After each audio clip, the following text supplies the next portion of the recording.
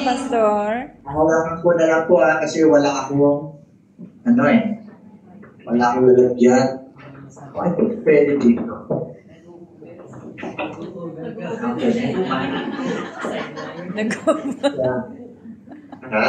Yeah, that's I'm in the basement, buti nga maganda yung signal. God is good. All the time. All the time. God is good. All right. Good morning to everyone. Hi, Mom, Dad, Jajay, Gaps. Wala pala si Adi. Today is a beautiful Sunday. Amen. And I'm sure that everyone is feeling the heat of the summer. Yes. Yeah, that's good. Here also. Yeah, anyway, God is good. God is doing a lot of things here in the Philippines, and I know God is doing a lot of things there in Hong Kong. Amen. So we are so blessed. Amen? Amen. Okay, so let's start. Are you ready to start? Amen. Amen. Okay, God is good. All right, I shared what I'm going to share to you is more of encouragement. So I shared this sa group sa Isabela. It's a 7-day challenge. So I'm also going to challenge you with a 7-day challenge. Maganda kasi pag nasa-challenge tayo. Do you know challenge is good? Yeah. Amen. Yeah. Every time we are stretched, it benefits our being, even in the physical, di ba? Pag nagbubuhat ka ng something heavy, nade-develop yung muscles. And, okay, masa-sidetrack lang tayo, guys, marami kayo, kahit sila lalaki, pero majority, mga babae. You have to work out your muscles. Yeah. At least, dapat by the age of 40 above, you can carry 75% of your weight. Wow. Okay?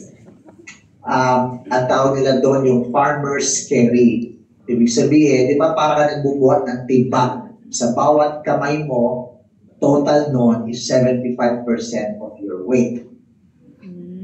So that even you reach the age of 90, you can still work, do stuff in your house kasi mahalaga yun. And the only way na magagawa yun is if you put yourself doon sa challenge. When you say challenge, it means you are always being pushed outside your limit. So, kung isang kanin lang kaya mo, i-push mo 2 kanin. Ay, mali. Mali. Kung kaya mo pala ang 2 kanin, i-push mo ng isa. I-push mo yung limit mo na 1 kanin. Baliktad eh. So, what I'm saying now, even in our spiritual life, maganda na napuput natin yung sarili natin sa challenge. Alright? So that you get to practice, you get to exercise yung pagiging focus natin kay Lord. Lahat ba tayo ay focus kay Lord? Amen. Amen.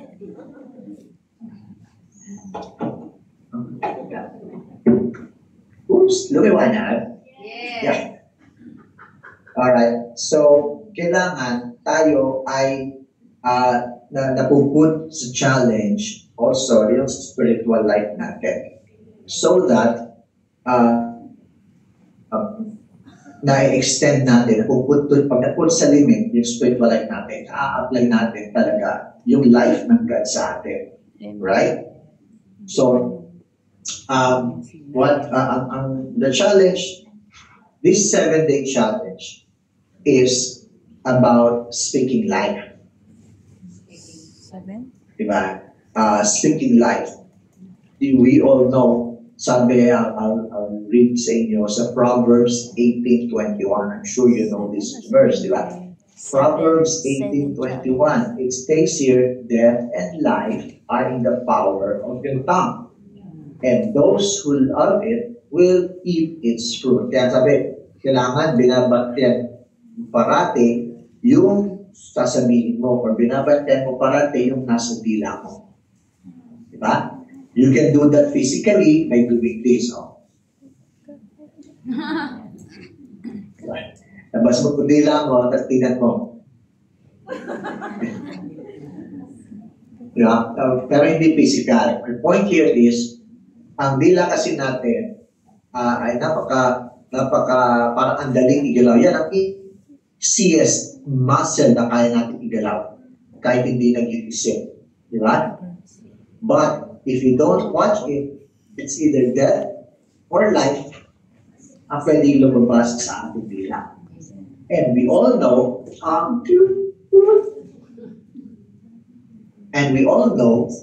that there is an immense power sa salita natin. Di ba? It can bring positive or negative consequences. Di ba? So, pwede tayong mag-build up or pwede rin tayong mag-tear down. Right? It can give life or it can bring destruction. Yeah. So, it's up to us on how we want to use yung bibig natin, yung dila natin.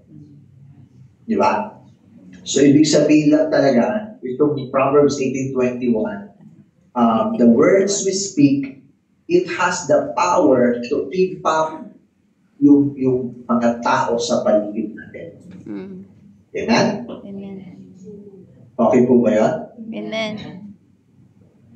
So, mahalaga na sa ating sinasabi, sa ating binibitawan, it is para kang para siyang baril.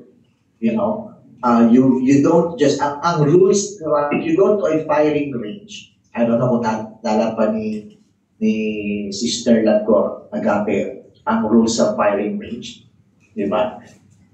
Ang rules sa firing range is always assume that what? Tingnan natin. Ay laman yung Always assume what?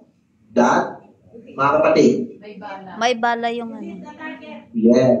Always assume that your gun is loaded. Why? Because you don't want Loaded. accidental shooting Oh.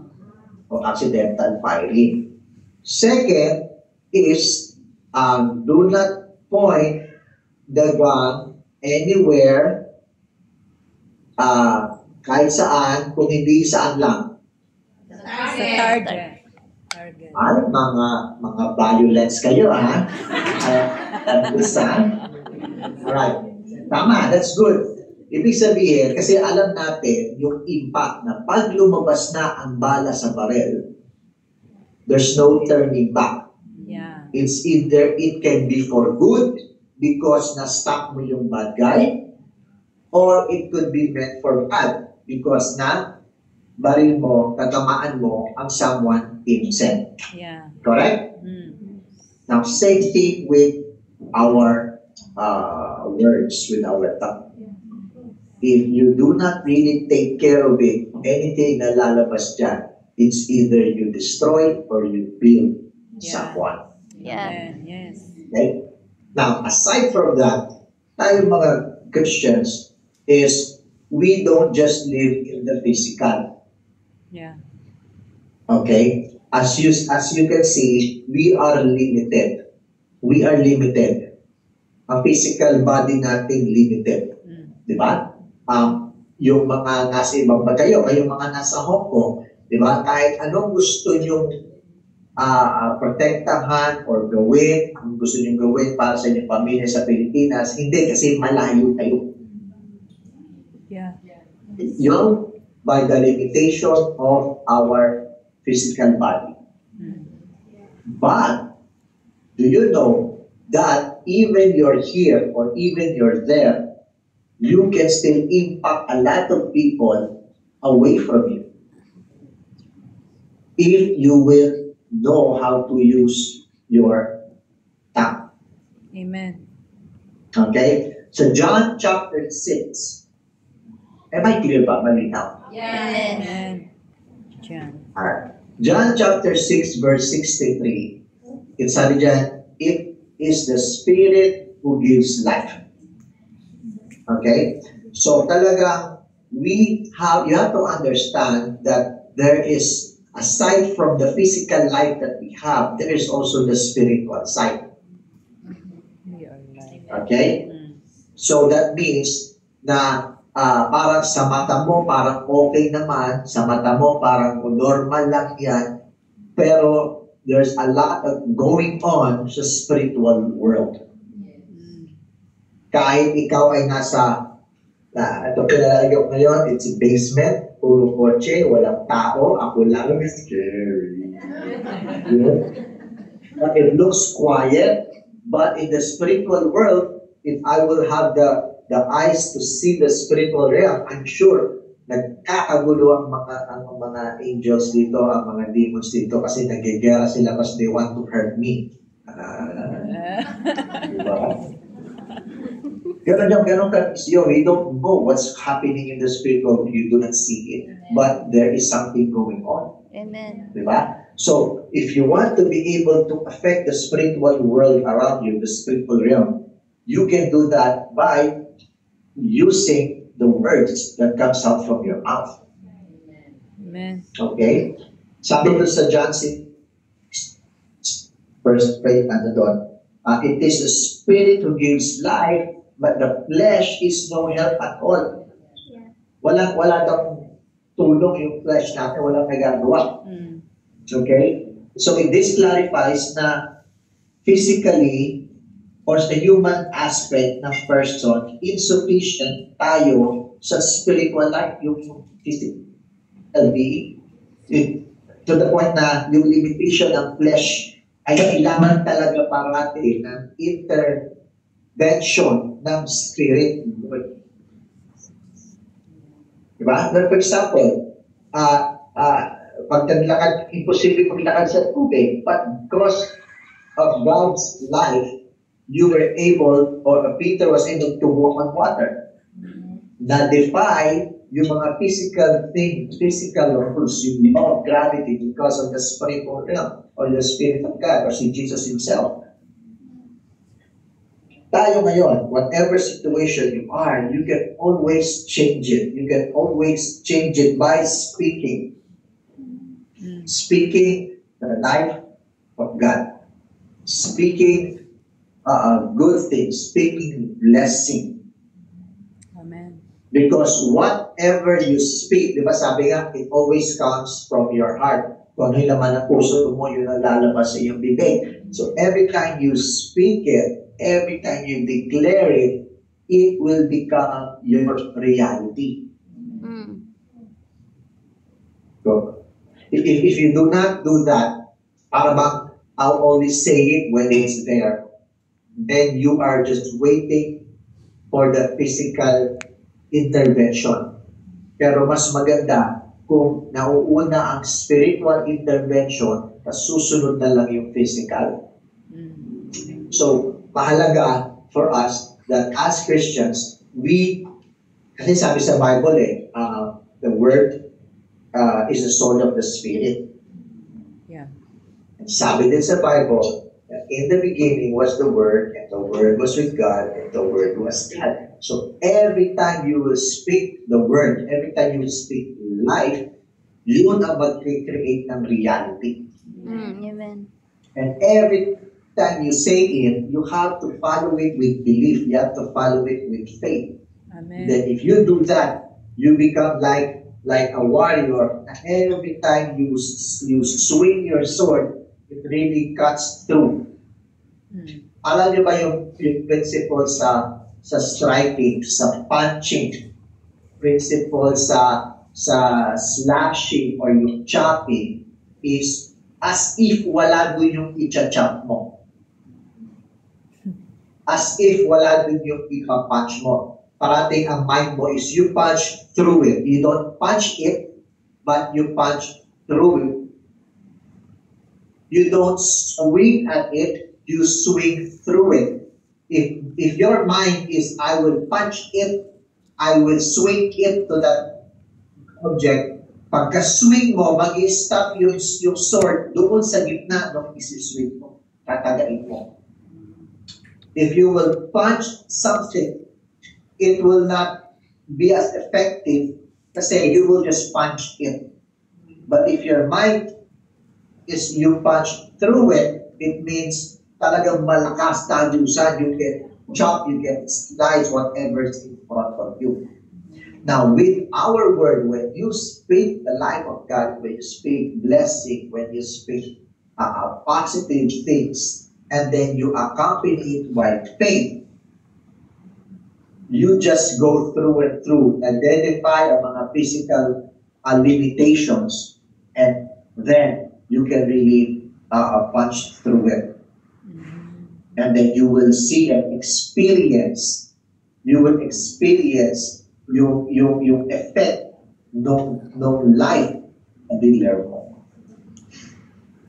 Do you understand po mga kapatid? Amen.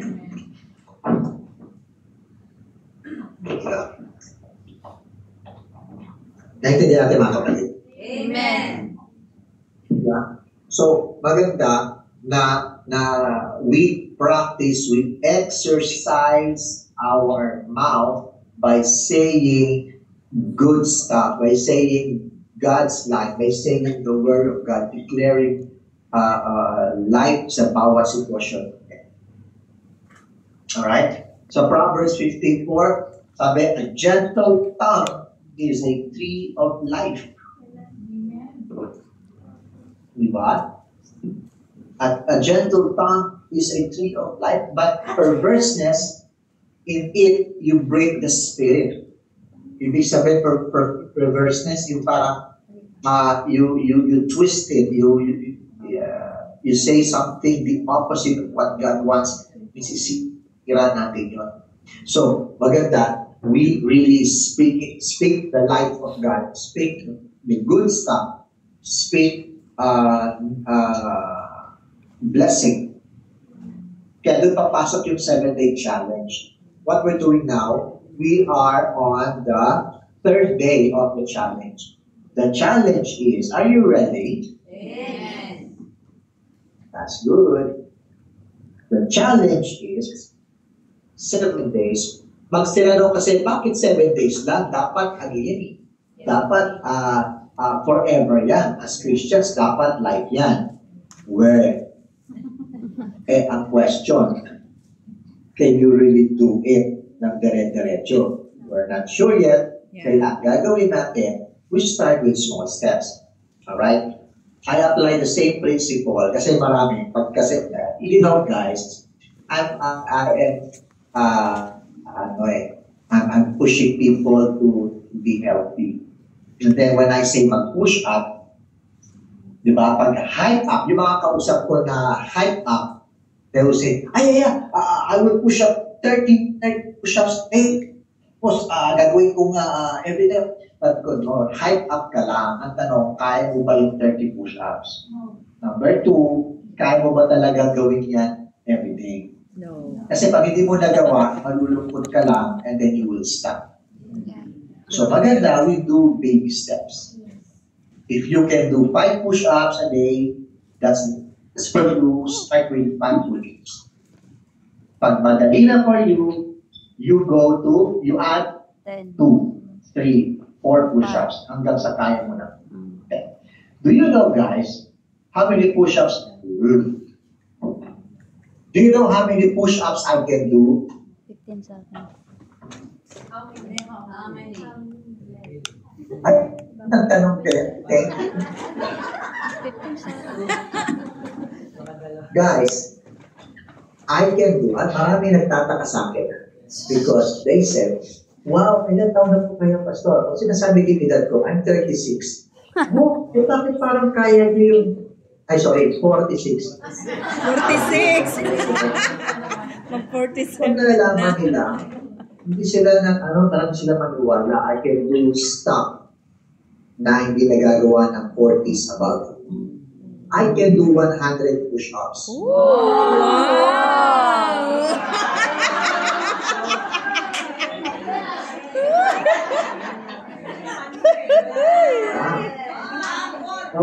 Pero disclaimer lang, guys. Disclaimer. Let ko yun. Yung 100 push-ups, I do it in one workout. Pero I do it like 50 and then 1 minute break, and 50, and then 1 minute break, and then 20. Alright? But my point here is, I didn't start pushing up sa 100 agad. I started with 10. And then I went up to 20, and then I went up to 30. My point here is this. 7 days challenge, parang it's too short, hindi naman yun ideal. Dapat as Christians, we don't speak, we should speak positive or whatever. But what is a question, nagagawa pa rin natin. So the challenge here is this. For 7 days, there will be no negative talks. No. It will just be all Negative. positive. Thoughts. It will just be all blessed. Yes. Kaya ba? Positive. Yes. Yeah. We will do it 1 day at a time. 1 day at a Just be time. all positive. If we can do it, attention ito. Saan natin ito eh? So, we can do that 1 day at a time. Yeah. Na we focus on blessing. Kumbaga, we just, yung isang brethren, nakausap ko, sabi niya, dapat talaga, sabi niya, ang ginagawa ko, I don't talk, I don't speak. That's good. That's good. Duntok pero yung isipan. At least Diba? first 5 seconds of your response. Diba? Kasi if you speak agad, according to sa nararamdaman mo, you will be speaking whatever, just kung ano normal sa'yo. Yeah. So the best talaga is to stop talking muna. But it should not stay there. Okay? Because you not talking, that is your first initial reaction. That's your first defense. But you cannot stay in defense the whole time. Yeah. Okay? Kasi if you will be on the defense the whole time, then your opponent will not stop. Yes. Ano ba yan? Parang akong nagtuturo ng boxing. The enemy will not stop attacking you. Yeah. Correct? Nakapanood ba kayo ng boxing? Yes. Hindi pwedeng defensive ka. Kasi pag defensive ka, you'll just keep being punched. Yeah. Alright? So, after 5 seconds of that is your delay game. And then after that, you have to speak kasi that will be your offensive move. But your speaking, of course, will be, sabi sa Bible, the sword of the Spirit is the word of God. That means when you speak blessing on that situation. Diba? Dito sa Philippines, ang number 1 dyan, sa driving. Yan. Diba? Kasi a lot of people here are good drivers. Okay? Why? Because I'm in the challenge. I cannot speak negative. I will actually do it. Diba? And they are all behaved. So, what we have to do now is you apply, you help one another, diba? You remind each other. Don't speak negative. You just speak blessing. Amen. You just speak. Nangyari, sumakit yung balikat ko, diba? Then siya, thank you Lord, magagpig na ako. But we will not stay there. and then do nothing. You be offensive by saying what you desire ng God to. Diba? Yung people, there's a hope ko, mababait ang mga hope ng people. So you can really apply that. You can really speak blessing that sa palengke. Diba? Sa palengke pa lang. Sa wherever you are, you can always apply yung speaking blessing. And then, as you speak positive, wala in zero negative, later on you'll see magbabago yung reality. Amen. Diba? Magtataka ka na lang, parang ganito, parang ganyan. Kasi, one thing also, when you choose to speak the blessing, when you choose to see the good things of God, it's like, di ba yung sabi yung mga nag-skiing, di ba? Yung nagkakapag, ba kayo, ski, yung mga sa snow. Yeah, so when I did that before, romantic kasi yung freezer ng rep namin. Diba? When you are skiing down the snow, what do you look for? Do you look for the trees to avoid? Or you look for the path to pass through? Yes, kasi the more you look for the tree, the more you hit the tree. You understand? Amen. So, if you focus parate sa pagising mo sa umaga, ay, naku, ito na namang amo ko to. Pag-ibig ko ay. So, you are just regenerating lahat ng pangit, lahat ng bad vibes, lahat ng whatever it is. But if you wake up in the morning and you choose to see the good things, and then you speak it out, what a lovely morning. Amen. Sometimes the physical will not follow immediately. So sometimes when you wake up, what a wonderful morning. Diba? But slowly, as you practice it, as you declare it, as your spiritual life is put to stretch, put to challenge, later on, masasanay ka na. Amen. You know that? So, kailangan lang talaga, you have to prep for it. You have to get ready for it. You have to really be ready to face the challenge. Diba? So, mga kapatid, exercise natin yan. That's, our tongue is the easiest to move. So, sometimes there's a lot of people now, they don't treasure the words they say. Para nagiging, sa baril, parang trigger happy. They just like, pull the trigger and then just fire. No, you should be very selective of your thoughts, selective of the words you're gonna say. And the only way na mas magiging accurate yung words sabihin mo is if you always devote time with God. Diba? Kung you have a verse for the day, if you have you have a quiet time, you have a time to pray. Diba? And then, do not pray na mawala ang challenges kasi it will never be gone. Okay? It will never be gone. Kasi if you always pray, Lord, sana wala nang ganitong challenge. Or like saying, Lord, sana nakiga na lang sa kama parati. I don't have to stand up, I don't have to go to gym, I don't have to walk. Then, comatose ang prayer mo. Alright? That's not how it works. I physically, kasi if you're physically able, mas marami ka pang magagawa for God. Tama po ba yun? So I did a challenge. I'm starting to run. And nagja-jogging na ako. Yes. Wow. And sa simula talaga, hindi ganda. Nakakatatlong araw na ako ng jogging. And you have to push it there. Simula sa lungs, yung lungs ko, it can handle it. Ang hindi lang kaya, yung legs. Siguro na siya, sabi, pagka daw medyo naka-curve yung legs, medyo hirap. Ewan ko naman.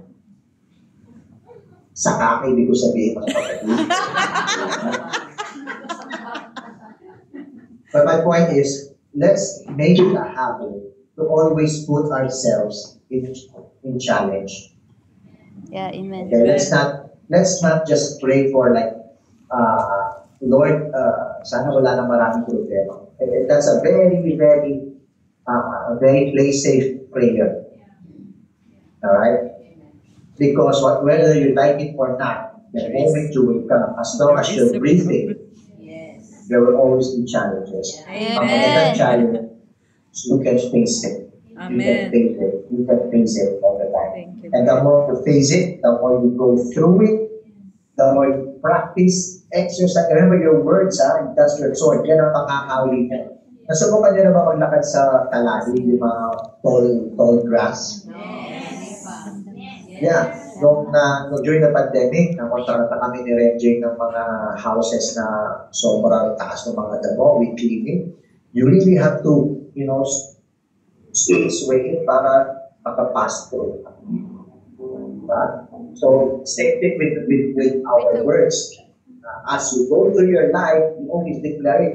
So, Father, Lord, thank you for this day. Today, whatever challenge comes my way, I am an overcomer. I can go through it. Amen. Amen. Okay, huwag tayo mag-live sa fantasy na everything's like you're floating on a cloud. No. If pag yun ang nararamdaman nyo, kurot-kurotin yung sarili nyo, are you still alive? Okay?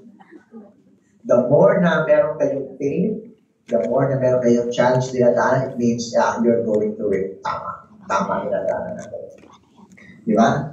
Because I know the enemy, they want to discourage you. They want to discourage you. They don't want you to continue in faith. You know that? The enemy wants you to stay mediocre so that you cannot move forward. So, you face it. Alright? And then, sama-sama tayo mag-testify sa kabutihan ng Lord. Amen? Are you okay, guys? Amen. Sabi mo nga sa katabi mo, focus. Focus.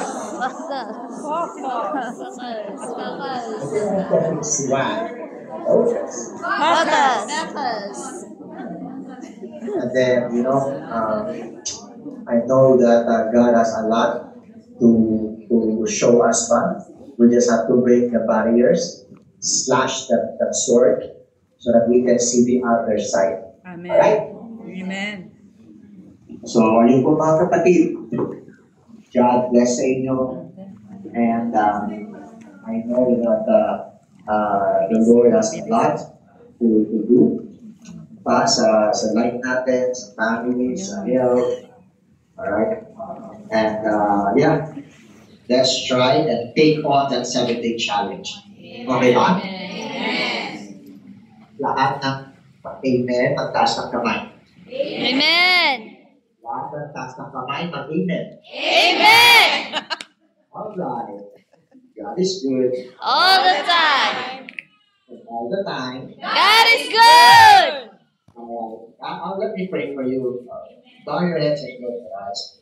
Lord Jesus, we thank you so much sa inyong kabutihan sa amin, Panginoon. We know, Lord, that you want us to be strong. You want us to be courageous. Lord, may you remind us today, Lord, that in every day of our life, we face it, not by just letting go of words, Lord, the meaningless words, but Lord, to start speaking blessing, speaking positivity to every situation. Amen. Lord, to start binding, to start destroying the work of the enemy. Amen. By declaring, Lord, the victory that you have already won for us. Amen. Thank you, Lord, for the day. I speak blessing to all my brethren. I speak blessing, Lord, sa mga families here in the Philippines. Thank you, Lord, for everything. In Jesus' name. Amen.